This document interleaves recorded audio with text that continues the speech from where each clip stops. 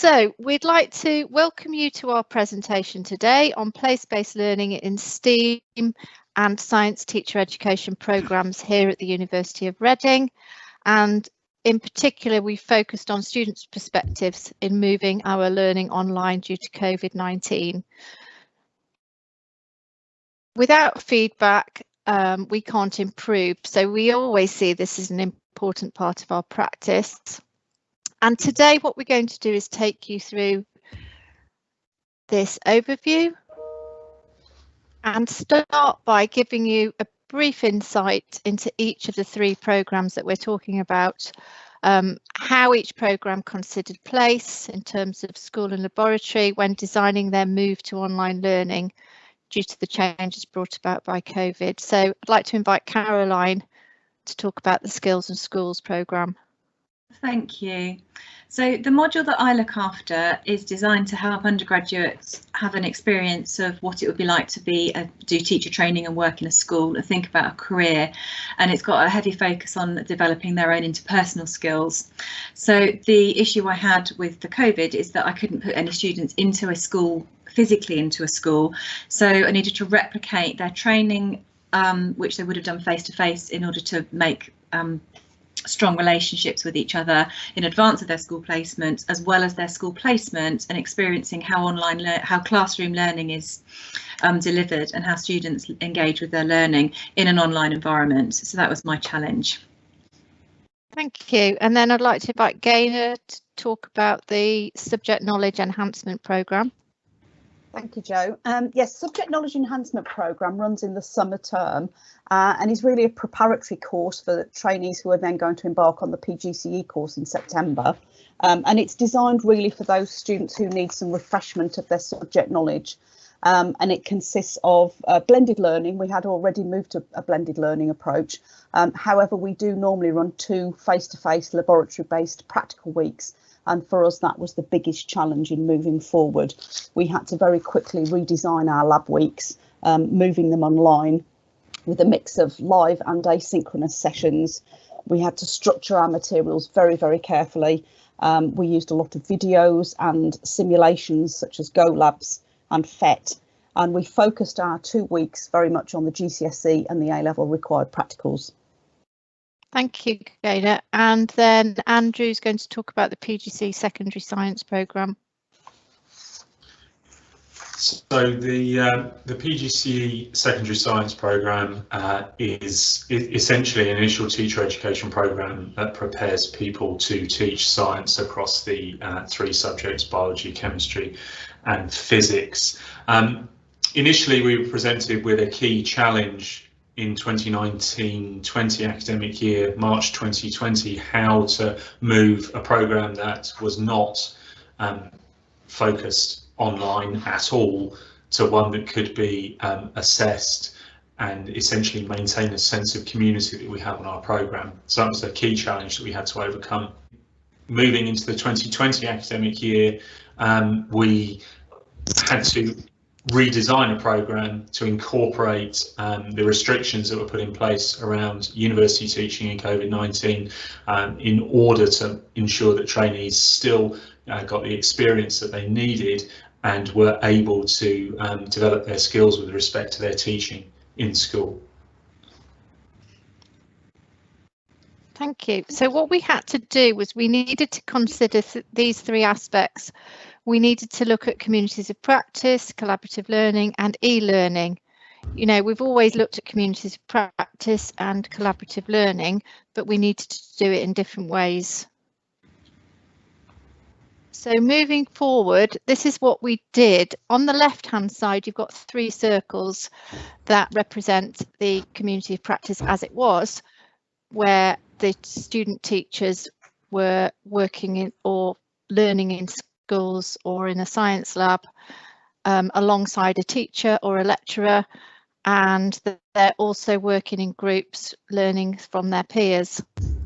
On the right hand side, you've got 5 circles overlapping, and that was the new community of practice. So you can see that the school and lab was now replaced by the online environment.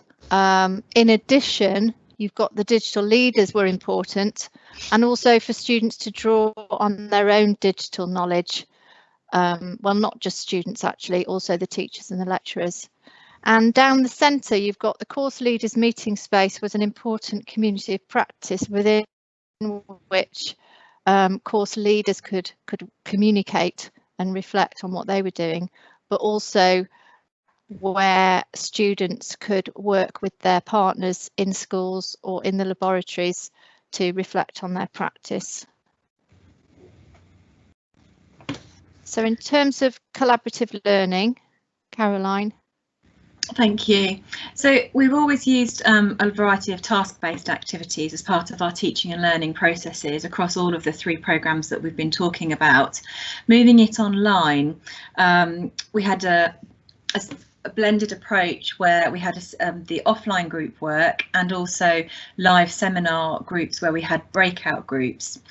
And the discussions within the sessions in the live situations where we had to facilitate students being able to talk to each other in real time, and then the shared responsibility of independent tasks and them getting back together to share what they've learnt.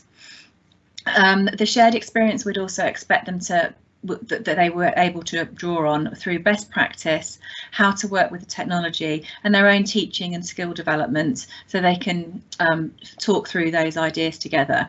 We found using Teams, Microsoft Teams in channels provided us with a workspace where the students and us could input files and have an active environment, informal chat as well as formal meetings, and we were able to move the tutorials to an online environment as well, and that had lots of benefits. So it's one of the interesting things is how the language around an online environment was using things like rooms or breakout rooms. So you're replicating a place whilst in an online environment, and opportunities for collaboration within those spaces. For the module that I run, the Skills in Schools, with the 1 week looking at how we could mimic what they would have done if they had been in a school physically, worked around trying to think about the different groups that they would have been in and the different interactions they would have had with different people. This diagram just sort of outlines the variety of situations that they found themselves in. This was all replicated through Teams with different meetings set up for them to go to and different tasks for them to fulfill and then submit in an online environment for peer feedback, self-feedback and tutor input.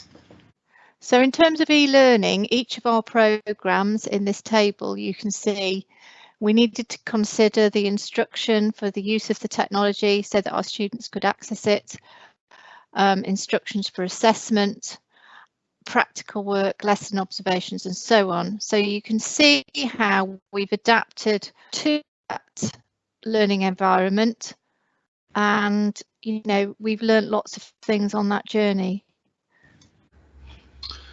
So the decisions that we made, primarily, obviously we were driven by our own university teaching and learning strategy, which gave us a couple of options. With the goal to being able to replicate the places that Caroline has already mentioned that we would normally use in our classroom and laboratory teaching settings, how we could effectively replicate those online. Principally, we had 2 choices through the university strategy, one being Microsoft Teams and the other being Blackboard Collaborate.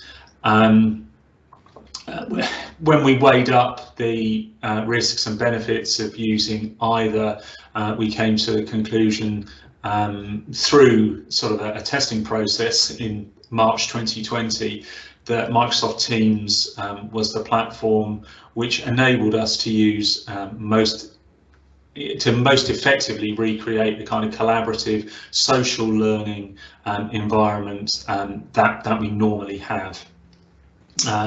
Coupled with the use of Blackboard, which is our virtual learning environment and sort of archive repository for programme information, paperwork. So primarily our initial use of the technology was for tutorials and meetings, And for those of you familiar with Teams, it's very straightforward, and that certainly is a key feature of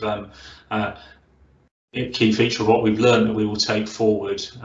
Moving that place from being university to home, and the time and environmental considerations and benefits that brings for our trainees is certainly something that we have seen a significant benefit for. Also, the use of Teams for channels, so to align specific subject groups and specific teaching to specific channels, removes the need for scheduling and enables us to just stick to a timetable in that the trainees can follow, which for them makes it very easy to manage in terms of not blocking up inboxes and the like. And it also allows for them to develop sort of informal contact with each other, and to use the spaces that have been generated by us as informal breakout and discussion rooms for them, so they can continue to benefit from that social learning environment whilst they're not with us at the university.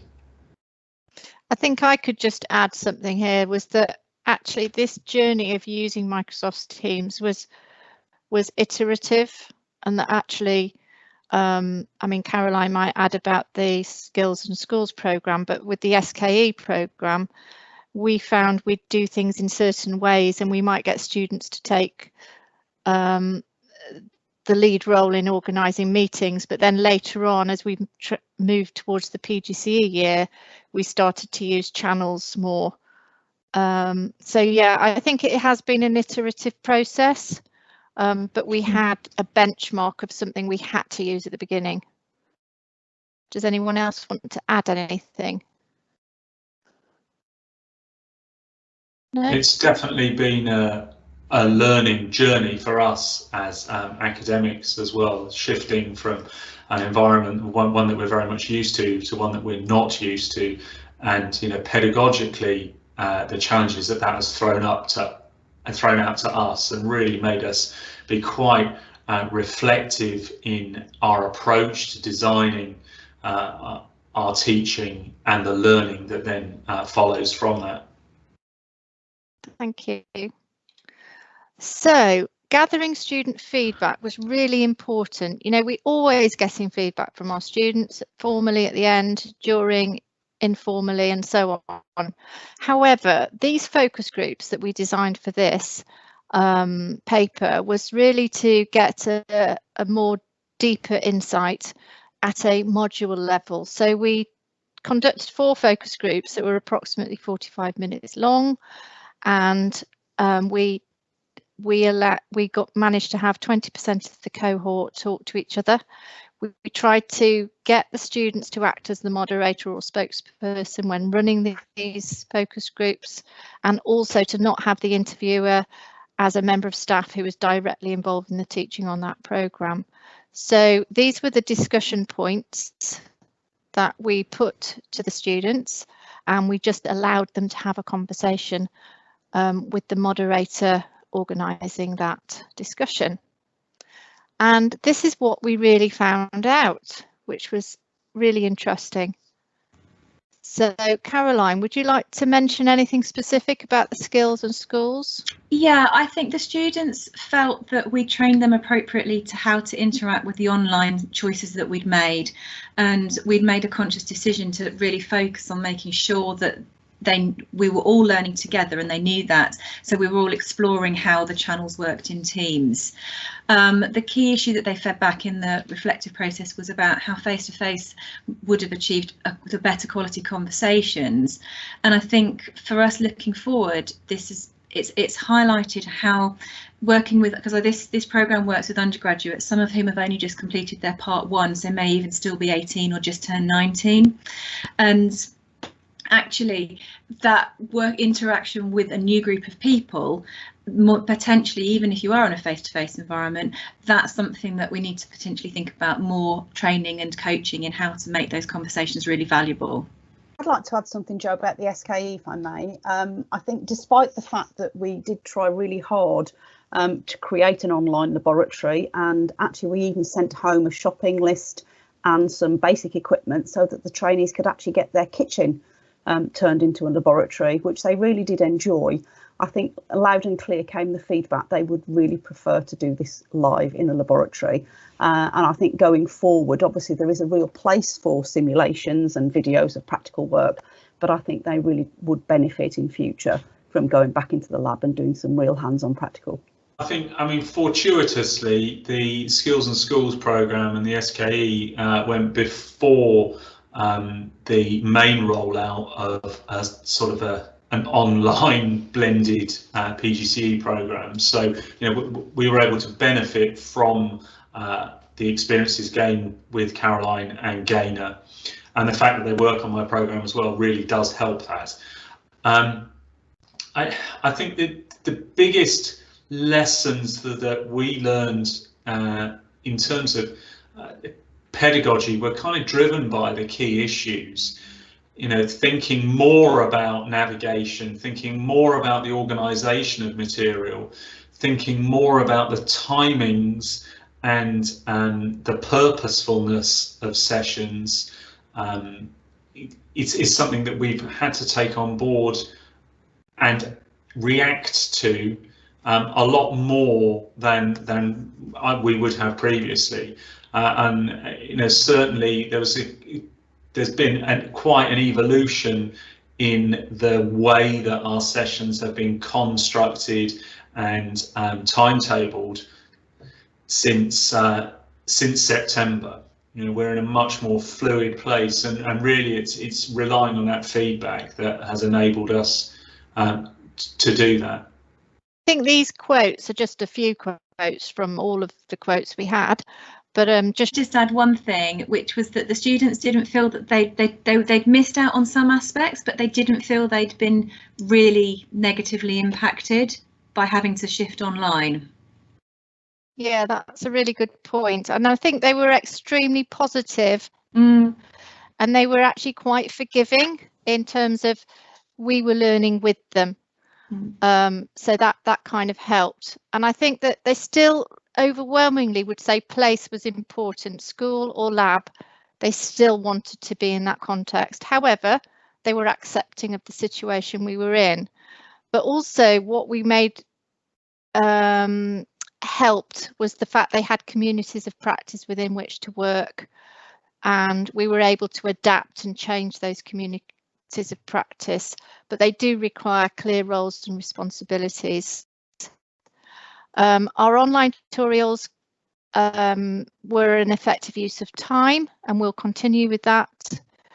Group work and peer work is something we've always done, but what this highlighted was the importance of facilitating those rich interactions with new people and actually helping the students, particularly the undergraduates, to understand how to engage in those types of interactions was something that we would need to look at. Virtual labs alongside real labs is something we will continue with.